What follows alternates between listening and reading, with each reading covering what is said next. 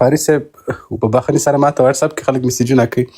یوه پوښتنه وکړه قاري صاحب نه چې د علي رضی الله عنه د پیغمبر صلی الله علیه وسلم سره ډېر نږدې وو، اما ډېر زیات حدیث چې دي هغه د ابو هریره رضی الله تعالی عنه نه روایت شوي دي. داسې ولې ده؟ لا علي رضی الله عنه روایت موږ ډیر لرو په څو په دې اولو کسانو کې علي رضی الله عنهم ده، لیکن دا داسې علي رضی الله عنه ډیر وخت په جهادونو کې مصروف و رسول الله صلی الله علیه وسلم سره، یعنی په وزیرانو کې د نبی علیه السلام راضي دا څلور یاران یعنی د نبی علیه السلام وزیران ول، تر ټولو ابو بکر رضی الله زیات وخت له نبی علیه السلام سره تیر کړی دا او د نبی علیه السلام نه د 200 روایتونه کړی دي ابو بکر رضی الله عنه، یعنی ابو بکر رضی الله عنه کدی نبی علیه السلام په امر ځنی بیل سوی په ځوان کې نبی علیه السلام ورته دا کار وکړه په خپل خوکه یو ورځم په ټول عمر کې نبی علیه السلام نه د بیل سوی. نو روایتو ته سی وګورئ دی علي رضی الله عنه 1400 روایتونه دي، د ابو بکر رضی الله عنه 200 دي. همداسې د عمر رضی الله عنه په سره واخله تر ابو بکر یو څو د تقریبا 900 زرو پورې رسیږي، د علي رضی الله عنه بیا تر دې زیات 1400 دي. ابو هريره رضی الله عنه طالب دی رسول الله پاتې سوی ده. څنګه طالب؟ ابو هريره رضی الله عنه کتاسو د رسول الله صلی الله علیه وسلم زیارت ته لاړسته،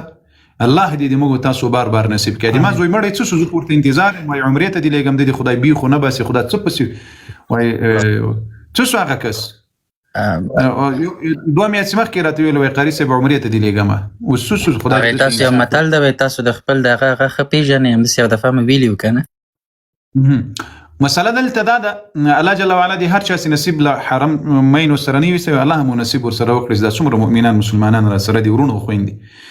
د نبی علیه السلام د روضې مبارکې د کور شاته یوه چوتره ده برنډه ده، په دې باندې به بعضې صحابه ول فقیران مسکینان دا د نبی علیه السلام درسګاه واله څه شی وه درسګاه درس به ورکول صحابه ول. په دې کې ابو هریره رضی الله عنه یو څه نه یادېدل، بله ورځ نبی علیه الصلاة والسلام ورته هغه ویل یا رسول الله ما ته دعا وکړه سې ما د تا ټولې خبرې د ما یادې سي چې ته څه وایې هغه د ما یادې سي. بیا پیغمبر علیه الصلاة والسلام دعا ورته وکړه، څادر وای دا څادر په اوار یې کړه، بیا د څادر په شکل وای اوس یې بیرته راټول کړه. نو هغه مشهوره واقعه ده. نو کله چې نبی علیه السلام دعا راته وکړله چې څه به رسول الله ویل د ما به دلته یادېدل، بیا نه رانه هېرېدل، الله اکبر، بیا رانه نه هېرېدل. نو هغه خاص دعا ابو هريره رضی الله عنه ته نبی علیه السلام کړې وه چې بیخي ډیر احادیث ابو هريره رضی الله عنه یاد سوي ول. نو علي رضی الله عنه ډیر وخت یعنی نبی علیه السلام بلېګل یو ځای بل ځای ته بلېګل وزیر وو، یعنی د وزیر په حیثیت باندې له نبی علیه السلام سره ژوند کړی دی، جهادونو کې به مصروف ول. بیا د هر صحابي یو خاصیت وي نه. اوس ابو هريره رضی الله عنه په حفظ کې نبی علیه السلام دعا ورته وکړه ډیر روایتونه. اوس بل ځای امین د نبی علیه السلام د امت امین څوک ده؟ ابو عبیده ابن الجراح ده. آیا علي رضی الله عنه امین نو بلکې امین وو، خو نبی علیه الصلاة والسلام هر صحابي ته یو داسې امتیاز ورکړی ده، یو داسې امتیاز لکه علي رضی الله عنه ته د هر مؤمن دوست یې دا امتیاز دی علي رضی الله عنه. من كنت مولاه فهذا علي مولاه، یو چا چې زه دوست یم دغه به علي دوست. دا د ابوبکر په شان کې دا خبره نه ده کړې، نه د عمر په شان کې کړې، نه د بل صحابي. ابو بکر رضی الله عنه ته نبی علیه الصلاة والسلام لقب د صدیق ورکړی ده. عمر رضی الله عنه ته نبی علیه السلام یو صفت ورکړی چې لو کان بعدی نبیا لکان عمر، کله ما وروسته نبی وای هغه عمر. لما د امت امین هذه الامه ابو عبیده ابن الجراح ده، والسيف الله المسلول ابو خالد بن ولید رضی الله عنه ده لقب الله جل وعلا ورکړی ده. ایا دا نور صحابه نو ټول وو، خدا یو یعنی هر صحابي ته یو امتیاز. پیغمبر علیه الصلاة والسلام ته یو عجیب واقعه ما مخکې درته بیان کړی ده. عبد الله ابن مسعود ده غالبا او سعد بن ابي وقاص ده رضی الله عنه. عبد الله ابن مسعود ده د یوې غزا ته نبی علیه السلام ولېږل، هغې غزا نه کامیاب راغلل، کوپارو ته شکست ورکړی. نو دی د نبی علیه السلام سره ناسته ویا رسول الله تا ته څوک ډېر زیات محبت ورسره لري، څوک زیات تا ته نږدې ده درته ګران ده؟ بکر صدیق. د ده زړه څه شی ده؟ د ده زړه دا ده چې ما خو دا جهاد ګټلی ده، او رسول الله را ناراضي سوی خوشاله د الله کامیابی را نصیب کړي نبی علیه السلام به ما وخیسي ته یې هغه ورته وی چې ماته عائشه ډیره ګرانه ده رضی الله عنها الله اکبر وای نه یا رسول الله په نرو کې درخیم په خزو کې نه وای ابوها بلاری وای راته ګران ده الله اکبر وای دی وای چې اوس خو قصه خو د ما ته ابو بکر څخه کوم چې تاتې درخیم وای بیا څوک ده وای بیا ثم عمر وای بیا عمر راته ګران ده وای څوکار شاته سم چې په خدای قسم ټول بلتانه مخکې کوي غلی کې الله اکبر غلی کې نه دی غو ځای ته نه سي رسیدلی دا بعض شی او توایم لیک دا تاریخ وګوري د تبوک غزا سی و د تبوک غزا د دې تبوک په غزا کې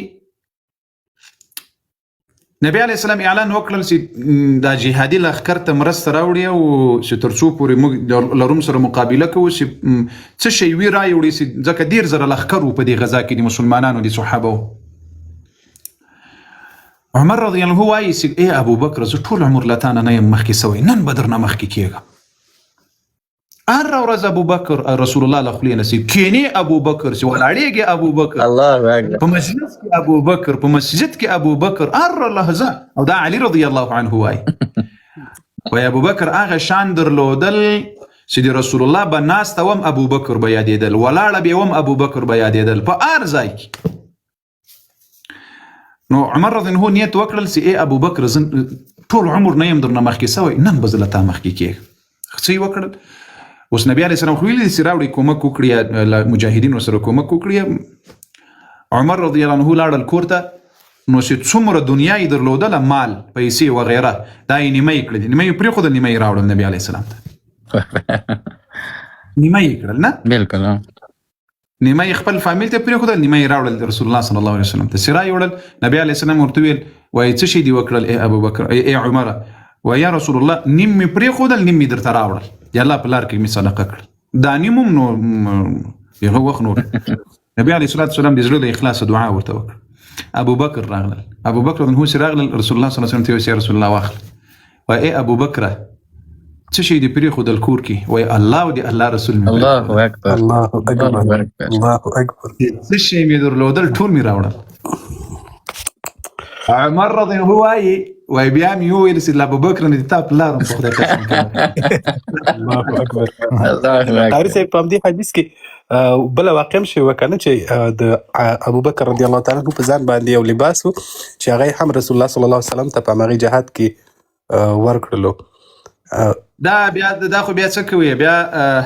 عثمان ابن عفان رضی الله عنه له شام سره تجارت درلودل دغه قافله راورسېده وداسې خلقو پسې شیخ خبرې کوي الله اکبر الله اکبر قافله سره ورسېدله د تجارت نو نبی علیه الصلاة والسلام دا خبر عثمان ابن عفان واورېدله نو کله چې واورېدله نبی علیه السلام ته راغی ویا رسول الله دا 300 آسا اوښان یو په دې 300 اوښانو چې څه بار دي دا دوه او دغه 1000 درهم نور دي پسې دغه وخت روپۍ ده الله اکبر نبی علیه الصلاة والسلام بیا خبرې وکړې د جهاد د کومک په اړه بیا یې ورته ویل ویا رسول الله 300 نور او په 300 چې دا څه بار دي دام سو پسې دا پیسې الله اکبر الله اکبر بیا نبی علیه السلام ویل چې 900 وخان په قافله په تجارت په سامانو باری ورکړل رسول الله صلی الله علیه وعلى اله وسلم نبی علیه السلام څوک وای ما ضر عثمان بعد اليوم الله اکبر هیڅ تکلیف به عثمان ابن عفان ته لنه بعد نه رسي نه په دنیا او نه په آخرت کې دا واحد صحابي ده چې 2 جنت یې اخیستې دي او همدغه ورځ باندې الله جل وعلا جنت اخیستلې ده او یو په بئر رومه کې هم جنت رسول الله صلی الله علیه وسلم نه اخیستلې نعره تکبیر الله اکبر ولله الحمد الله اکبر ولله الحمد علي حیدر رضی الله عنه د نبی علیه الصلاة والسلام په غیږ کې را لوی سوی ده علي رضی الله عنه د نبی علیه الصلاة والسلام عمر 150 کلو شاوخوا یو 10 کاله چې علي رضی الله عنه پیدا سول نو چونکې ابو طالب سیو د نبی علی السلام تر د نبی علی السلام خو یتیم پیدا شوی نو بیا د کاکاګانو قریبو نو د ابو طالب قریب د ډیر زیاتو نو علي رضی الله عنه شمالي بغي کې به رخصل نو بیا د علي رضی الله خو ډیر لوی فضیلت ده ډیر عظیم فضیلت الله جل وعلا ورکړي د علي حیدر رضی الله عنه ته نو کله چې نبی عليه الصلاه والسلام هجرت کول کله چې هجرت کول دومره لویه فدایي سي علي حیدر رضی الله عنه کړي د پزون کې به په د دنیا په پیدایش کې به بل څوک نه کړي بالکل او راغله د نبی عليه الصلاه والسلام په کټ باندې به د سول کې د مرګ خطر نو خودي دغه ته ځان ورکړل علي رضی الله عنه وارضاه بیا د دې ترڅنګ د علي رضی الله نور فضائل د احد د خیبر په غزا کې دغه یو فضیلت د علي رضی الله عنه الله اکبر سری ټول دنیا انسانانو ته تقسیم کې کافی ده ورته اکبر د خیبر په غزا کې نبی علیه الصلاة والسلام ورته ویل وای سبب ز داسې چاته بیرغ په لاس ورکړم سي الله وای محبت ور سره کوي الله اکبر الله وای محبت ور سره کوي دی الله رسول وای محبت ور سره کوي او دایله الله سره محبت کوي او دی الله رسول صلی الله علیه وسلم سره محبت الله اکبر سهار سو علي رضی الله عنه غیر عظیم شان الله جل وعلا ورکړي یا بل فضیلت دی امام علي رضی الله عنه خو ډیر فضائل دي موږ دغه خلو ګورو دی امام علي فضائل وګوره کله چې مهاجرین لاړل انصار مهاجر سي مدینه المنوره ته لاړل په مدینه المنوره کې یو انصاری بل مهاجر ورور دي ځان لپاره جوړ کړل بالکل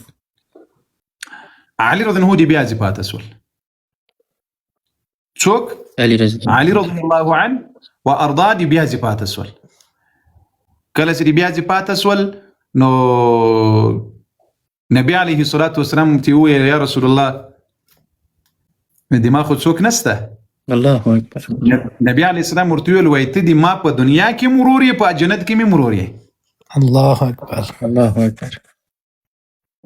تو وای د ما په دنیا کې مرور یې په جنت کې مې مرور یې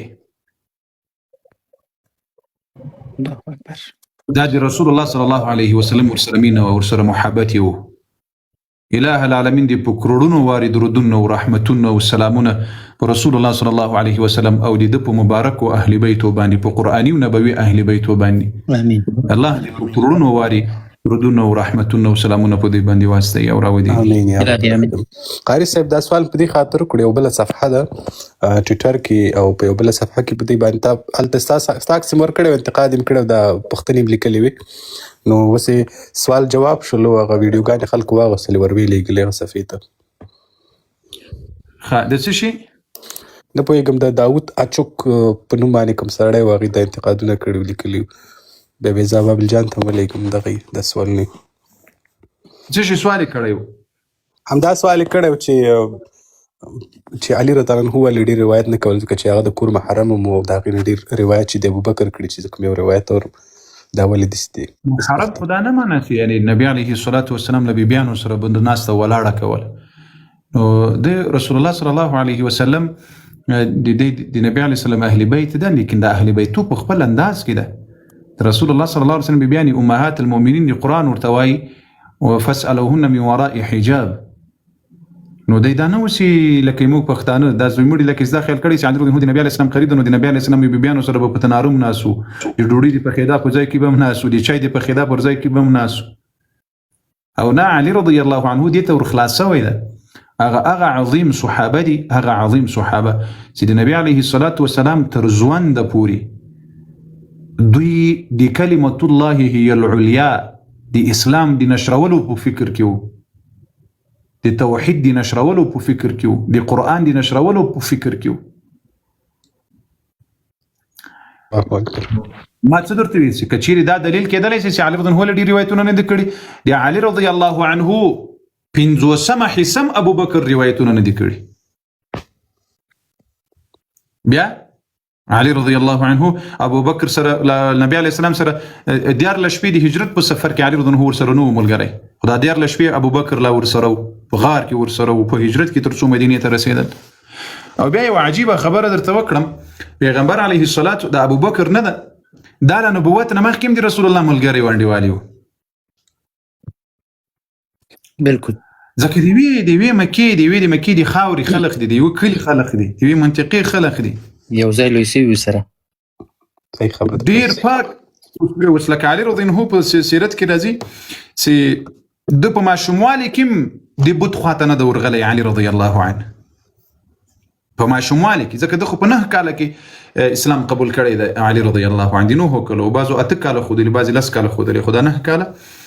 د اسلام قبول، یعنی اسلام راغلل چې نبی علیه السلام مبعوث شو خپل امت ته د عمر د 9 کالو.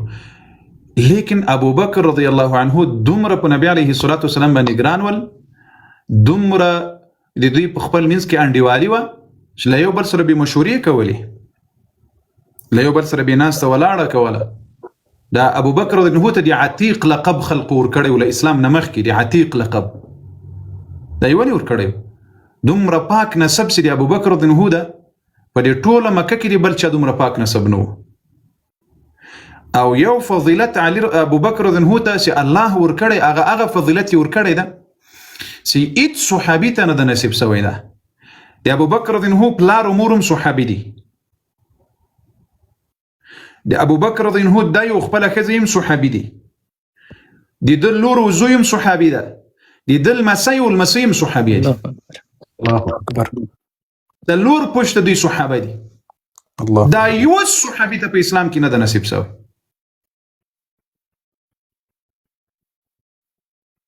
الله اکبر. بیا د رافضیان راځي په حق کې بیا احترامي کوي. الله اکبر. باک. الله دې ورته هدایت نصیب کړي.